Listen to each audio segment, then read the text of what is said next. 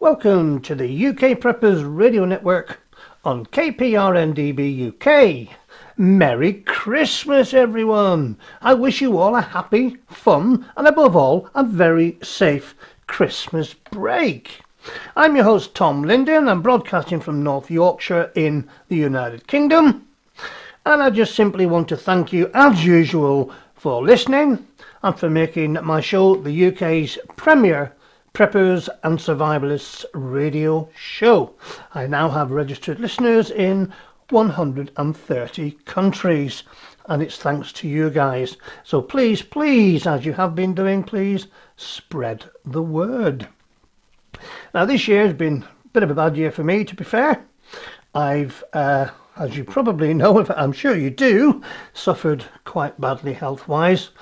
I hope that things are going to get better, but it appears that I've been treated for a chronic lung disease for 12 years, which I don't actually have, and that in itself has caused restrictive lung disease. But anyway, enough of me. I just wanted to let you know that shows will be weekly from the new year, and I want to thank you for supporting and staying with me, and thank you again, obviously, for all your warm words of encouragement and support.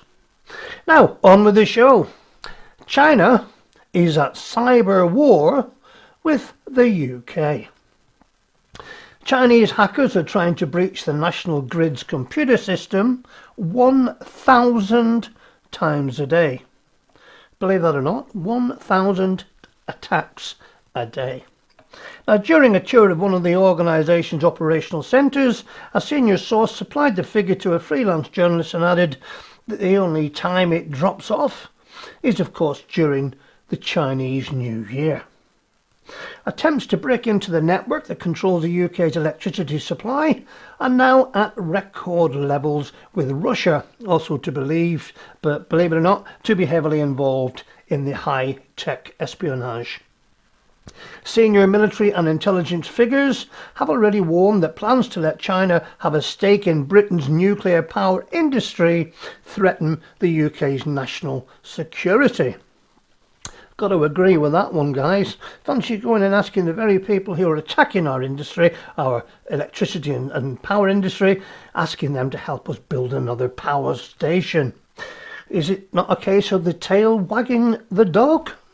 Anyway, Chinese President Xi Jinping is expected to sign a joint deal next week for new nuclear power plants at Hinkley in Somerset and Sizewell in Suffolk, during the first visit to the UK by a Chinese leader in over 10 years.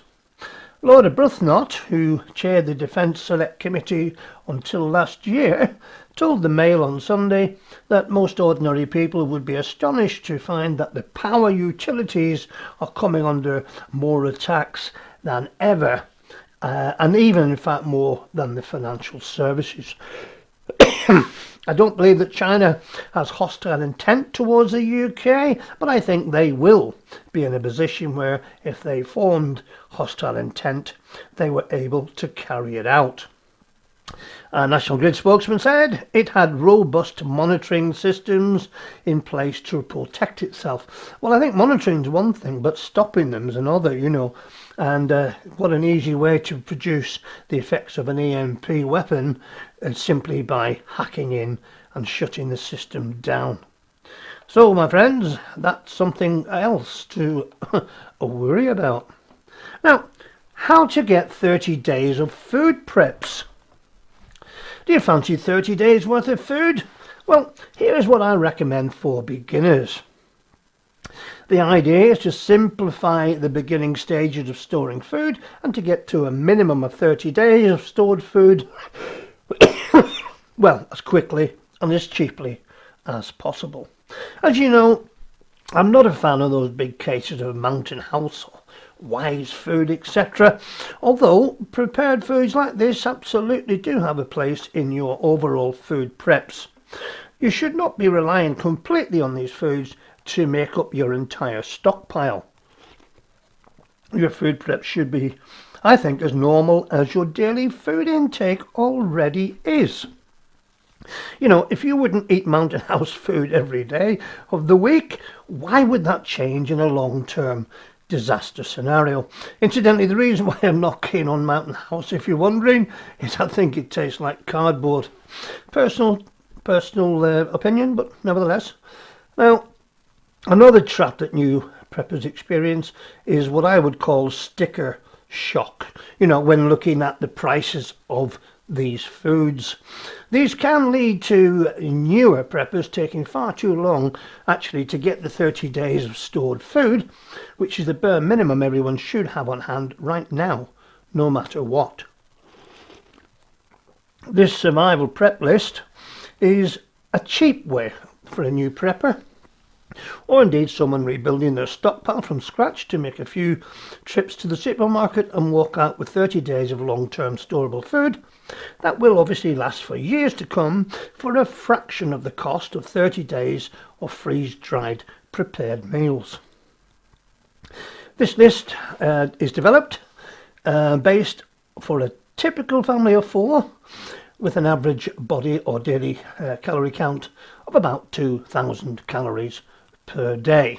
And incidentally, that can be supplemented obviously by adding to it energy bars or reduced by not eating so much. So here we go, 5 pounds of wheat flour. Flour can be used to make literally hundreds of different foods, including bread, pasta, tortillas, pie, crust, biscuits and desserts. Flour can also be used to thicken soups and sauces, and be sure to keep in mind any wheat or gluten allergies you may have in your family. A good alternative, incidentally, to wheat flour would be cornmeal. Now, I suggest wheat flour above white flour simply because wheat flour contains more fibre and nutrients than white flour, which gives you, can we say, more bang for less? 10 pounds of brown rice. Now, I'm not a very good advocate for brown rice. I hate the stuff. Or at least the stuff I've been given. So I would say white rice. But I think we have to go with brown in this occasion. Brown has been the staple food source in many areas of the world for centuries. It takes on other flavours very easily. And of course, it's a great carbohydrate addition to most meals. Brown rice is suggested over white for the same reason as wheat flour over white flour. Brown rice still has the rice husk attached, the hull attached, which is packed with protein, fibre and other nutrients. It does take a little more care when cooking, but once you get the hang of it, brown rice actually tastes much better than white.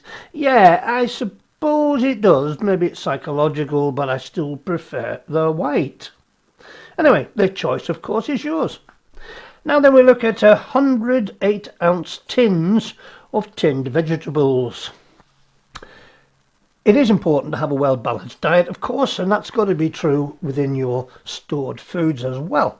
You know, you can't live off rice and beans alone, although rice and beans is considered to be the perfect meal, nutritionally and protein-wise. However, tinned vegetables do have a slightly lower nutrient value than fresh, but they store very well.